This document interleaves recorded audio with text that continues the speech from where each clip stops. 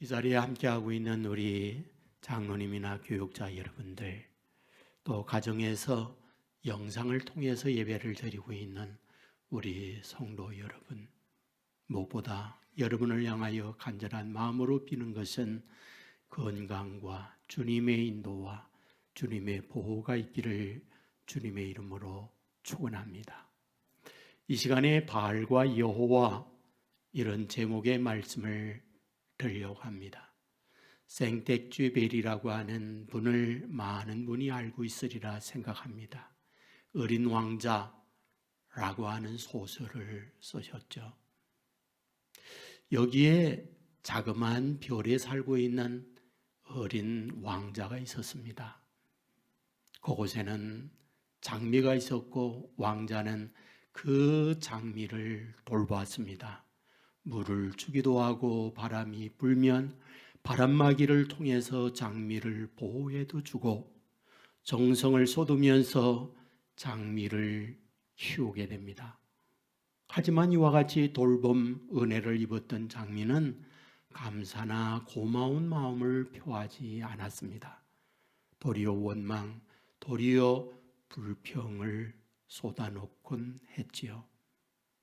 왕자는 한두 번 이런 것을 받아주고 또 받아주다가 마음에 화가 났어요. 그래, 내가 이와 같이 나를 원치 아니하고 불평하는 너를 떠나야 되겠다. 어린 왕자는 그 별을 떠나게 됩니다. 그래서 첫 번째 별에 도착하게 되는데 그곳에는 왕이 살고 있었습니다. 신하도 백성도 다스림을 받을 만한 대상도 아무것도 존재하지 않았습니다. 왕 혼자 명령했고 왕 혼자 복종을 기대하고 있었습니다. 어린 왕자가 왔을 때에 그 왕자에게 왕은 명령하고 복종을 강요하게 되자 왕자는 여기도 있을 곳이 아니로구나. 그리고는 떠나게 됩니다. 두 번째 별에 도착했을 때 멋진 신사가 있었습니다. 그런데 그는 허영심으로 가득 찼고 박수 받기를 늘 원했습니다. 어린 왕자에게 자기에게 무조건 박수를 쳐라, 박수를 강요했어요. 왕자는 그것이 싫어서 그것도 떠나게 되지요. 세 번째 별에 도착했을 때에 술주정뱅이가 있었어요. 술병이 절비하게 놓여 있죠. 왕자는 물었습니다. 어찌하여 그리 술을 마시시오? 부끄러워서 술을 마시네. 무엇이 부끄럽소? 내가 이렇게 술 마시고 취해 있는 이 모습이 부끄러워. 그래서 그것을 잊으려고 술을 마시고 있지. 이런 바보스러운 말을 들었던 왕자는 그것을 떠나게 되지요. 네 번째 별에 도착합니다. 비즈니스맨이 살고 있었습니다. 계산기를 가지고 무수히 떠있는 하늘을 세우며 저 별도 내 별이요, 이 별도 내 별이요, 그러면서 자기의 소유라고 돈 계산을 하고 있던 거죠. 역시 그곳에 있을 수 없다고 생각한 왕자는 떠나서 다섯 번째 별에 도착하게 됩니다. 점동사가 살고 있었습니다. 가로등이 켜 있고 그 가로등을 켰다 껐다 이 일을 반복을 합니다. 쉬지 않습니다. 의미 없이 반복적 일을 하면서 힘들었고 지쳤다고 불평 원망을 쏟아냅니다. 결국 그는 그곳을 떠나게 됩니다.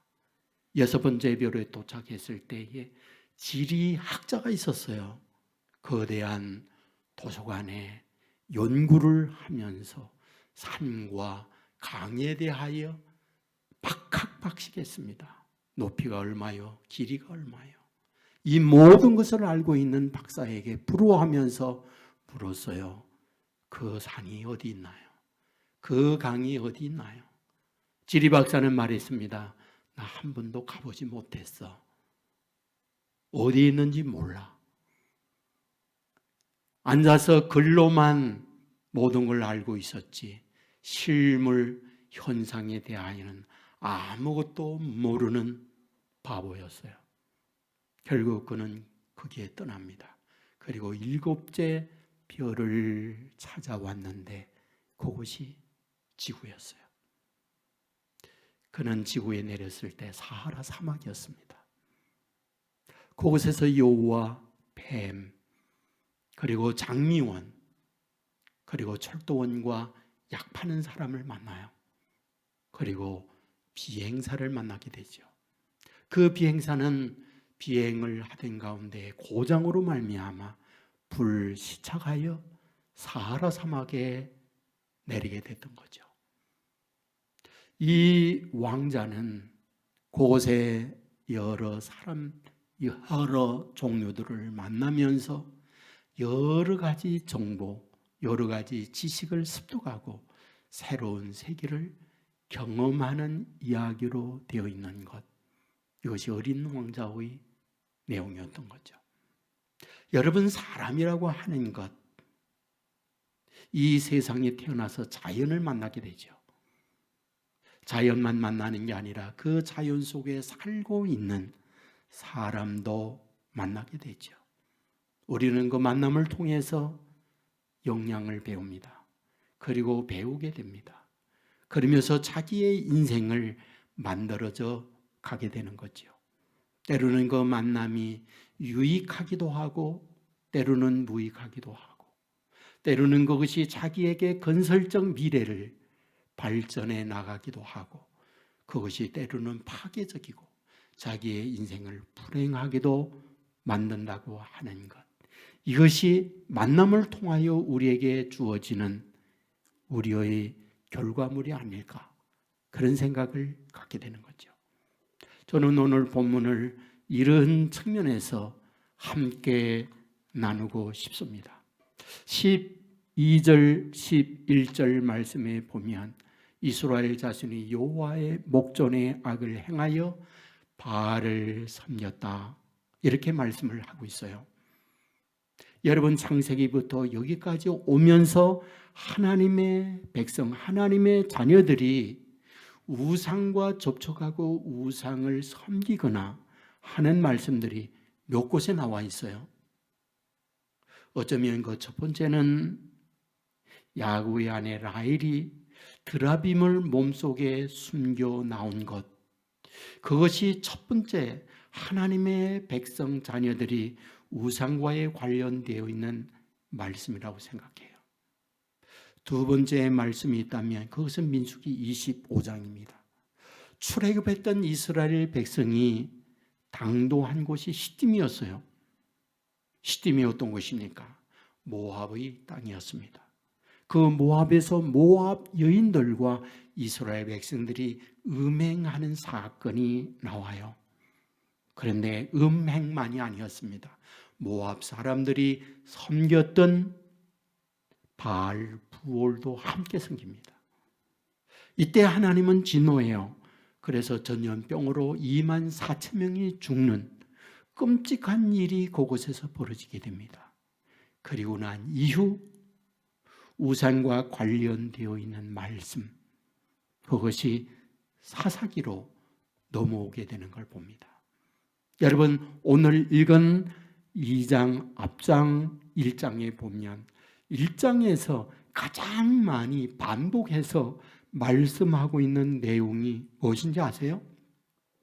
그곳에 보면 쫓아내지 못하였더라는 말씀이에요. 사사기 1장 19절에 보면 그들을 쫓아내지 못하였으며 1장 21절에 보면 여부수 족속을 쫓아내지 못하였으므로 27절에 보면 주민들을 쫓아내지 못하매, 그리고 그 뒤에 반복적으로 무려 10차례에 거쳐서 쫓아내지 못했다 말씀이 나옵니다. 무슨 뜻입니까? 그들과 함께 살게 됐다, 그 말이죠. 여러분, 그들과 함께 산다는 이 말은 단순히 물리적 너와 내가 함께 머물다는 말이 아니죠. 그들의 사고, 그들의 사상, 그들의 철학, 그들의 종교에 함께 영향을 받다, 이 부분을 말씀하고 있는 거죠. 본문 11절에서 이스라엘 자손이 여호와의 목전에서 악을 행하여 바알을 섬김에 그걸 얘기하는 거죠. 12절에 넘어오면 역시 그들이 섬겼던 우상을 함께 섬겼다라는 말씀이 있어요. 그렇다면 우리에게 뭘 말해줍니까? 만남. 그것은 단순히 물리적으로 너와 함께 조우한다는 말이 아니에요. 그 만남을 통해서 그들이 갖고 있는 생각이나 그들의 철학이나 그들의 사상을 함께 교류하고 함께 영향을 받다. 이 부분을 말씀하고 있는 내용이라는 거죠. 아시아권에서 최고의 부자를 말한다면 홍콩의 이가성이라는 사람이라고 해요. 거대한 기업을 거느린 회장입니다. 그 회장을 30년 동안 모시며 운전하던 기사가 나이가 들어서 퇴직하게 됐어요. 회장이 그 기사를 불러서 그동안 고생 많이 했네. 자네의 신세도 많이 졌고 내가 자네에게 특별히 전별금을 주지. 그리고는 4억 원에 해당하는 돈을 그에게 주었어요. 그러자 기사는 회장님에게 말합니다. 회장님, 저는 이것을 받는 것보다 더 많은 은혜를 회장님에게 받았습니다. 그리고 저에게 40여 원이나 되는 큰 돈을 제가 갖고 있습니다. 이 말을 들었던 회장이 놀라서 아니 내가 주는 월급은 적었는데 어떻게 그 월급을 가지고 그런 돈을 벌었나? 기사는 이렇게 말합니다. 저는 회장님을 모시고 다니면서 회장님이 뒷좌석에서 전화하거나 사람들과 이야기하는 것을 늘 들었습니다. 그럴 때에 어디 주식에 그리고 어디에 투자해야 되는구나 라는 걸 알게 됐죠. 아주 적은 소량의 돈이었지만은 그런 회장님의 이야기를 들으면서 투자했어요. 그랬더니 지금의 이런 큰 부자가 되었답니다. 라는 말을 했던 거죠. 여러분 어떤 사람을 만나 어떤 정보를 들으며 어떤 영향을 받는가 그것은 그 인생의 미래를 좌우할 수 있는 거예요. 자신만이 아니라 가족, 그 가족만이 아니라 그 공동체, 나아가서는 그 국가의 엄청난 영향을 미친다고 하는 것, 이것을 보여주고 있는 말씀이 아닌가요? 여러분 가나안에 정복을 했어요. 그런데 많은 가나안의 원주민들을 쫓아내지 못하고 그들과 함께 머물게 됐어요. 문제는 무엇입니까?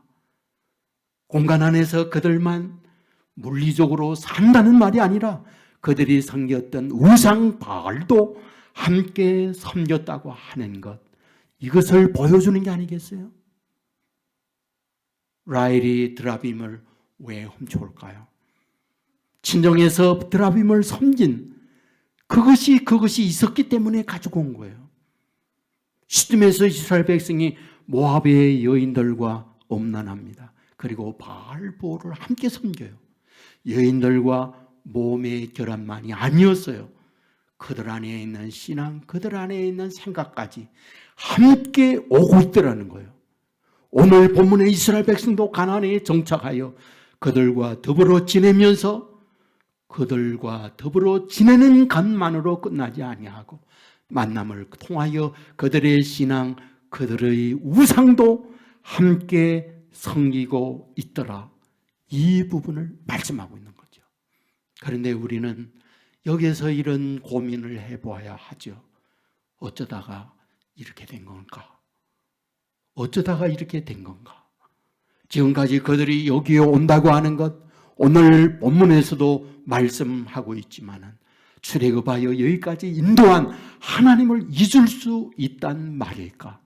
잊을 수가 없지요. 어찌 잊을 수가 있겠습니까? 여러분, 이스라엘 백성 고통하던 그들을 하나님은 능력으로 출애굽했어요.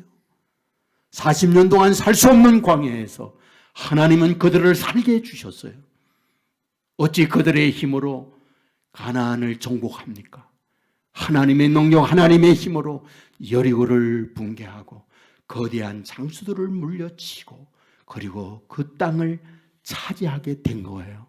문제가 뭘까요? 이러한 현상을 경험하고 이러한 것들을 몸소 체험했던 그들이 죽었다는 거예요. 모세도 세상 떠납니다. 여호수아도 세상 떠납니다. 여러분, 오늘 성경 본문 10절에서 뭐라고 기록합니까? 그 세대의 사람들은 다 그 조상들에게로 돌아갔고 그 후에 일어난 다른 세대는 여호와를 알지 못하며 여호와께서 이스라엘을 위하여 행하신 일도 알지 못하였더라. 무슨 뜻일까요? 지난날 하나님께서 하나님의 능력으로 백성들을 인도하고 축복하셨던 그 하나님 잊어버렸어요. 전혀 다른 세대가 태어나게 된 거예요. 그들이 국가의 모든 요직을 잡았어요. 그리고는 하나님을 잊어버리고 그 땅에 여전히 섬기고 있는 바알들을 따르는 사람이 되어졌다. 이거를 본문은 말하고 있는 거죠. 여러분, 오늘 우리가 살고 있는 우리의 현실 똑같지 않을까요? 저는 6.25 직후에 태어났습니다. 가난을 몸소 경험했습니다. 아버지 어머님을 통해서 6.25 때에 공산당이 우리의 땅을 차지하면서 공산당 국가로 바뀌어졌을 때에 겪었던 이야기를 많이 했어요. 그리고 얘기했습니다. 저 집이 그때 빨간 완장 탔던 집이다. 저 사람이 동네의 모든 정보를 공산당에게 알려주고 끌어가다가 그들을 다 죽였다. 저는 어릴 때 그 얘기 들었어요. 여러분, 피눈물 나는 고통 가운데에 가난을 벗어나고자 우리 아버지, 우리 할아버지, 어른들은 살았어요. 목숨 걸고 월남전에 갔어요. 돈을 몇 푼 벌기 위하여 사랑하는 가족을 떠나서 간호사, 광부로서 독일에 갔어요. 눈물 나는 푸다지 속에서 지냈어요. 그러다 중동에 돈을 벌기 위해서 갔어요. 그런 힘든 고통 가운데에 오늘의 대한민국에 이르게 된 거죠. 문제는 무엇일까요? 그 처절한 고통 가운데에 오늘의 대한민국을 이루었지만 어른들은 하나 둘씩 세상을 떠나고 다른 세대가 이 땅을 차지하게 됐어요. 그들이 국가의 권력, 모든 요직을 차지하게 된 거죠. 문제는 무엇일까요? 어른들이 피땀 흘려서 오늘에 이루었던 그 정신이 사라지고 새로운 사상, 새로운 철학, 새로운 생각의 사람들이 이 땅을 갖게 된 거예요. 그래서 전과 다른 세상으로 바뀌어지고 있다라고 하는 현실을 우리는 피부로 느끼고 있어요. 그런데 우리는 이런 질문을 하나 던질 수 있는 거죠. 왜 그들은 그래야만 했을까? 왜 그들은 그래야만 했을까? 문제는 새로운 세대에 새로운 사상을 접하고 있다는 거예요. 전과 전혀 다른 철학이나 정치 이념들을 갖게 됐다는 거예요.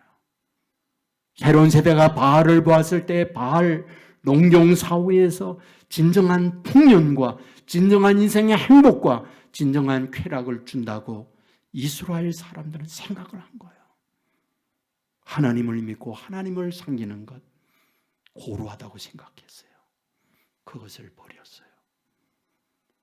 여기에는 풍년이 줄 뿐만 아니라 인생의 쾌락도 가져다 준다고 했어요. 문제는 뭔지 아십니까? 그런 바알 사상을 받았던 그들이 하나님을 거부하게 돼요. 그리고 바알 신앙으로 나라를 세우게 되는 거예요. 여러분, 이것은 무섭습니다. 이것은 그 이후에 상상할 수 없는 저주가 우리에게 따라온다는 걸 알아야 해요. 김태광이라고 하는 분이 있어요. 술이 인생을 망친다라는 책을 썼는데 재미난 우화가 나와요. 착한 농부가 포도 농사를 짓고 있습니다. 그때 악마의 신이 지나가면서 농부에게 물었습니다. 뭐하고 계시오? 포도 가지치기를 하고 포도 농사를 짓고 있어. 여기에 가을이 되면 열매가 맺히고 그 열매를 창고에 넣어주면 그 열매가 물이 된다오. 그리고 그 열매를 마시게 될 때에 힘들고 어려운 걸 다 잊게 만들죠. 그리고 행복하고 즐겁게 만든답니다. 이 말을 들었던 악마의 신이 농부에게 말하죠. 나도 그 물을 마시고 싶소. 농부는 말합니다. 그러면 함께 여기 와서 일을 하시오. 무슨 일을 할까요? 농부는 악마의 신에게 말합니다. 거름 주는 일을 하구리요. 악마의 신은 거름을 주는데 봄에 양의 피를 부어주었어요. 가을에 여름에 악마의 신은 원숭이의 피를 거름으로 주었어요. 그리고 가을에는 사자의 피를 거름으로 주었어요. 그리고 겨울에는 돼지의 피를 거름으로 주었죠. 이 포도는 튼실하게 금부르게 열매를 맺었습니다. 그리고 그것을 가져다가 창고에 두었더니 역시 물로 변했어요. 그런데 그 물을 마셨던 사람들 조금을 마시니까 양의 모습으로 생활을 합니다. 조금 더 마셨더니 사람들이 원숭이처럼 됐어요. 재롱도 피고 흥미롭게 지냅니다. 더 마셨더니 사자로 변했어요. 포악해졌어요. 더 마셨더니 돼지처럼 바뀌었어요. 그리고는 아무 데서나 옷을 뽑습니다. 부끄러운 줄 모릅니다. 그리고 추운 겨울에 그 추운 것을 모르고 길에 누웠다가 동사하는 일이 생기게 되더라. 그런 후가였습니다. 여러분, 주는 메시지가 있잖아요. 무엇을 먹는가, 무엇을 마시는가, 어떤 것에 접촉을 하는가, 인생의 이런 결과를 낳는다고 하는 걸 보여주는 우화이기도 하잖아요. 맞습니다. 만남은 단순하지 않아요. 그 만남 속에 영향을 받아요. 그런데 그 영향은 나의 가족, 나의 공동체, 나아가서는 국가에 엄청난 결과를 가져오는 거예요. 오늘 본문에 백성들이 바알을 섬겨요. 왜입니까? 그곳에 살고 있는 원수민들 쫓아내지 못했어요. 더불어 삽니다. 물리적 접촉만이 아니에요. 사상적, 화학적 접촉이 일어났어요. 그들의 정신, 그들의 신앙까지 바알로 바꿨어요. 하나님은 이것을 본문에서 말하고 있는 거죠. 아십니까? 사탄은 속인다고 하는 거. 바알을 섬기고 가면 농사풍 얻는다. 바알 섬기면 육체의 쾌락도 가져다 준다. 거짓입니다. 망하는 길이에요. 여러분, 선악을 알게 하는 열매를 먹게 할 때에 그 열매를 먹는 날에 눈이 밝고 하나님이 된다. 거짓이었어요. 가문이슬입니다. 여러분, 오늘날 우리 주위에 우리의 마음을 흔들고 있는 이야기들, 얼마나 많은 거짓, 거기에 얼마나 많은 폐악이 숨겨져 있습니까? 장신대학의 교수로 있는 김초롱 박사님이 계십니다. 이분이요, 서울대학 역사학과에 들어갔어요. 대학에 들어가서 마르크스의 자본론을 접했습니다. 환상이었습니다. 그는 그곳에서 김일성 주체사상을 배웠어요. 운동권에 참여했습니다. 그때 운동권에 있는 사람들을 색출해서 강제 군입대를 시켰어요. 그도 강제 군입대가 되어 최전선에서 근무를 했습니다. 그러면서 여전히 이 사상을 버리지 아니하고 갖고 있을 때 보안돼서 끌고 가고 취조하고 이에 대한 벌도 받았어요. 제대합니다. 복학했습니다. 다시 운동권서 거리에 들어가서 활동을 해요. 그러면서 그는 깨달았어요. 골고루 잘 사는 세상이 되기 위해서는 공산국가가 되어야 된다. 그러면 이 나라 공산국가를 위해서라면 폭력으로, 혁명으로 이것을 바꿔야 하는데 우리는 군대가 없지 않은가? 그렇다면 그 군대는 어디에 도움을 받아야 할까? 그래, 인민군이구나, 인민군. 북한의 군인의 도움을 받고 이 나라를 민중봉기와 함께 공산국가를 만들어야겠다. 그는 여기에 자기의 동료들과 함께 철저하게 공산주의자로 거듭나게 됐어요. 그는 얘기합니다. 그때 함께 했던 동지들, 지금의 정부 관료들이 다 있다고. 뭐라고 말하는지 아세요? 그들은 그 사장을 전향하지 않았다고. 그대로 갖고 있다고. 그는 예수님을 만났어요. 성경을 읽으면서 물리적으로 인생을 바꾸는 게 아니로구나. 이게 신앙과 근본적 사상의 변화가 없이 인생은 바꿀 수 없구나. 그리고는 그분이 전향을 했어요. 그리고는 신학을 하고 유학을 하고 박사학위가 되어지고, 그리고 난 이후에 교수로서 지금 활동을 하면서 이 나라의 미래가 너무너무 위협하다. 전향하지 아니하는 공산주의자들이 이 나라의 권력을 잡고 있다. 일어나고 있는 모든 하나하나의 일들이 그 길로 가고 있다. 이분은 공개적으로 미래의 위협을 느끼면서 이렇게 외치고 있는 것을 보게 됩니다. 무엇을 먹느냐는 거예요. 여러분, 원숭이 피, 그리고 양의 피, 돼지의 피, 그리고 사자의 피를 먹었던 그 포도가 그것을 먹었을 때에 그런 결과를 낳고 있다고 하는 걸 보여주고 있는 게 아니겠습니까? 맞습니다. 여러분, 오늘 여호와 여러분에게 무엇을 만나는가, 어떤 것을 먹는가라고 하는 것, 이것은 단순한 문제가 아니에요. 결과를 낳게 되어 있어요. 에리카 라인이라는 분이 나는 인생에서 중요한 것만 남기기로 했다는 책이 있어요. 아이 셋을 낳은 아줌마였어요. 그런데 살면서 보니 자기 집안에 너무 많은 것들이 있는 거예요. 깨달았습니다. 잡동사니구나. 불필요한 것들을 버려야겠다. 가정에 불필요한 것들을 버립니다. 그러면서 여기서 한 걸음 나아가요. 자기 주위에 있는 많은 지인들이 있어요. 관계하고 만나는 사람들. 그런데 분석해 보니 셋으로 나눌 수 있구나 하는 걸 알게 돼요.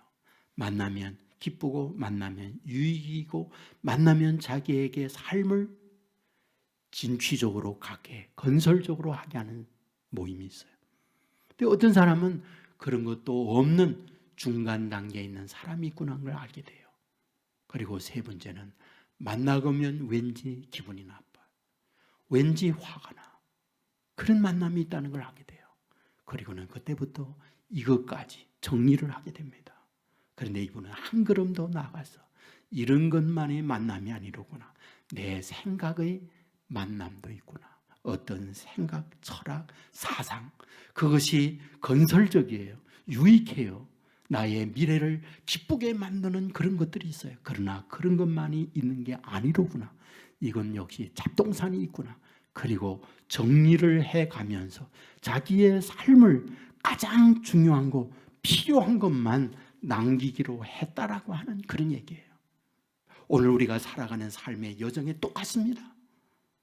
정말 어떤 만남과 어떤 접촉을 통해서 저와 여러분에게 유익, 건설적인 발전, 그리고 영적 깊은 세계로 안내하는 것이 있는가 하면 불필요하고 나를 망하게 하고 힘들게 하는 것들도 있다는 거예요. 정리해야 돼요. 버려야 해요. 그래야 저와 여러분의 미래가 밝아지고 그 만남을 통해서 축복과 영원한 세계로 안내함을 받는 이것이 있다는 사실, 믿으시기를 주님의 이름으로 축원합니다. 여러분, 모세는 미디안 광야에서 자기에게 찾아온 하나님을 만났어요. 나약한 그가 하나님을 만나고 난 이후 담대한 사람이 되어지고 이스라엘 백성을 이끌어냈던 걸 아시죠? 여호수아 5장에 가면 여호수아에게 어떤 가찬 사람이 찾아왔어요. 물었습니다. 나를 위하느냐? 적을 위하느냐? 그때 가찬 자는 말했어요. 나는 여호와의 군대 장관이다. 내 발에서 신을 벗어라. 이 말씀을 합니다. 무슨 뜻일까요? 신발에 의지하지 말거라. 내가 너와 함께하여 너를 돕는다. 하나님을 거기서 만나는 거예요. 여러분, 여호수아 5장은 뭘 뜻합니까? 6장 바로 전이에요. 6장은 무엇을 말합니까? 여리고성 함락을 해야 하는, 진격을 해야 하는 바로 직전이에요. 여리고성은 난공불락입니다. 거대한 거인들이 그곳에 살고 있습니다. 그런데 내 신발에 의하여 여리고가 무너지는 것이 아니다. 갈찬 여호와의 군대가 너와 함께하여 그 성을 무너뜨린다는 사인이었던 거죠. 그 하나님을 만났던 여호수아는 그 하나님을 의지하고 여리고성을 붕괴하고 가나안 땅을 정복해 가는 것을 보게 됩니다. 무엇을 우리에게 말해줍니까? 하나님을 만난 사람, 주님을 만난 사람, 하나님이 그들과 함께한다는 말이에요. 절망, 희망을 갖게 해요. 약함, 강함을 갖게 해요. 일어난 자 지혜롭게 만들어 주어요. 그 만남이 이 땅 위에서 천국의 사람으로 바꾸어주는 것을 우리에게 말씀해 주고 있는 거예요. 이 환용이라는 분이 계세요. 서울 사랑의 교회 장로님이십니다. 그리고 강남에 있는 평강 한우연 원장님으로 계시는 그런 분이에요. 이분은 고향이 충남 서산입니다. 아버지 엄마 이북에서 피난 나왔어요. 가진 것이 아무것도 없습니다. 아버지 6.25 참전용사예요. 중상을 입었습니다. 3살 때 병을 이기지 못하고 세상 떠났어요. 어머님이 남의 집에 일을 하면서 근근히 살아갑니다. 누나가 있었어요. 초등학교도 중단해야 했어요. 자기 초등학교 교우 다니면서 날마다 하는 일, 김매는 일, 밭에 가서 밭일하는 일, 그것이 자기가 어린 시절의 생활이었어요. 희망이 없어요. 그런 그에게 이 어느 날 이모님이 서울로 오라고 해서 중학교를 보냈어요. 중학교에 갔을 때 처음으로 교회라는 걸 알았어요. 그리고 교회에 가서 예수님을 만나게 됩니다. 예수님을 만나면서 부족한 자기에게 위로하고 세상은 무시하지만은 무시하는 자기를 하나님이 사랑한다는 걸 알게 됐어요. 중학교 과정을 마치고 고등학교를 다니게 되었을 때에 버스 타고 가다가 버스에서 떨어졌어요. 중상을 입어요. 다리를 서지 못합니다. 그렇게 힘들게 어렵게 하고 있을 그때 방송에서 지압을 받으면 좋아진다는 얘기를 들어요. 그는 돈이 없습니다. 지압사를 찾아가서 엎드려 빌면서 제가 지압을 배우고 싶습니다. 이런 당돌한 이 학생을 보면서 지압사가 받아줘요. 그곳에서 지압을 배우고 침수를 배웁니다. 그런데 거기에서 알게 되죠. 한의사가 되어야 더 좋구나. 그래서 한의원에 찾아가서 한의사에게 침수를 배우고 뜸을 배우고 싶다고 사정을 하니까 이 당돌한 이 사람을 한의사도 받아주게 됩니다. 그런데 그곳에서 침뜸을 배우다가 알게 됐어요. 내가 돌팔이라는 것. 면허 없이 자기가 침 놓고 면허 없이 뜸을 놓고 있다고 하는 것. 면허가 있어야 하는구나. 한의대학을 가야 하는구나. 그리고 대학을 가려고 하니 돈이 있습니까? 공부할 수 있는 길이 있습니까? 아무것도 없죠. 그래, 내가 도서관에 가 공부해야지.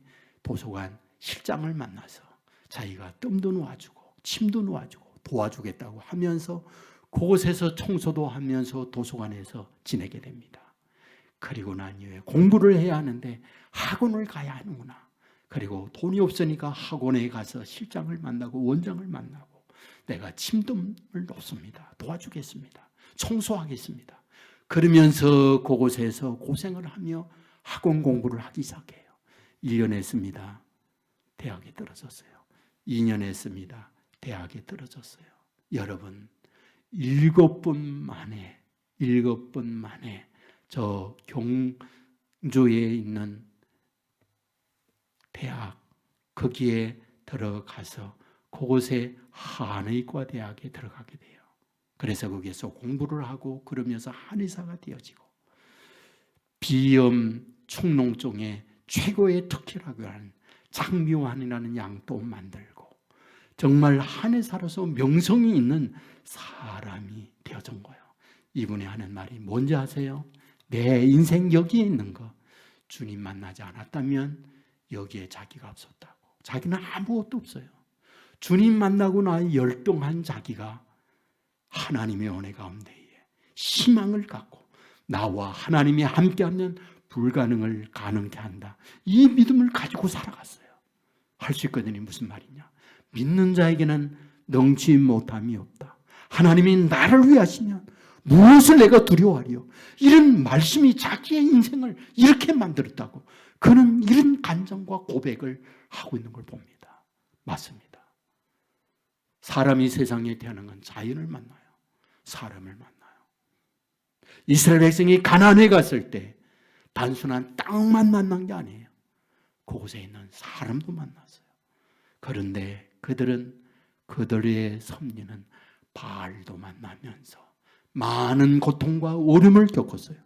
결국 그들은 회개하고 하나님께 돌아와 하나님과 함께 또 다른 축복의 미래를 나가고 이 반복적 말씀을 하고 있는 것이 사사기의 내용이었던 거죠.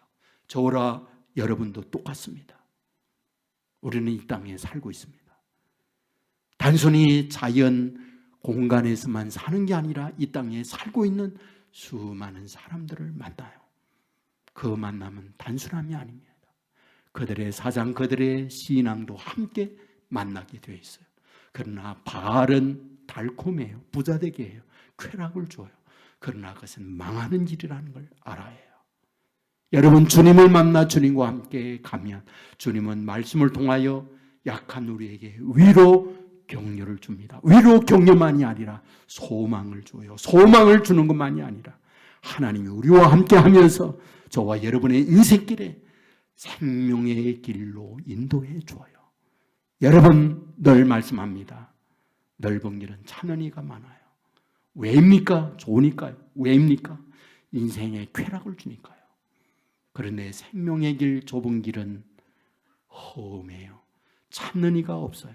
그러나 그 길을 갈 때에 그 길은 이 땅 위에서 천국으로, 이 땅 위에 하나님이 동행하면서 생명을 가져다 준다는 사실을 믿으시고 하나님과 함께 이 길을 가며 복된 인생의 미래를 설계하고 꿈꿔가는 저와 여러분의 삶이 될 수 있기를 주님의 이름으로 축원합니다. 우리 같이 찬양하겠습니다.